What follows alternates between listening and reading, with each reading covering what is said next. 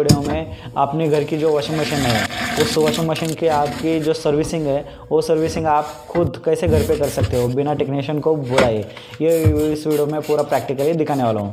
दोस्तों क्या होता है ना कि अगर टाइम पे वॉशिंग मशीन की सर्विसिंग नहीं की जाती है तो प्रॉब्लम क्या होता है कि जो उसकी स्पीड है, स्पिन की जो स्पीड है वो धीमी होती है।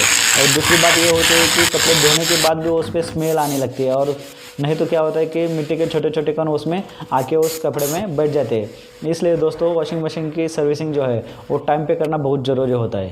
तो चलो दोस्तों मैं आपको पूरा प्रैक्टिकली दिखा देता हूँ कि वॉशिंग मशीन की सर्विसिंग कैसे की जाती है।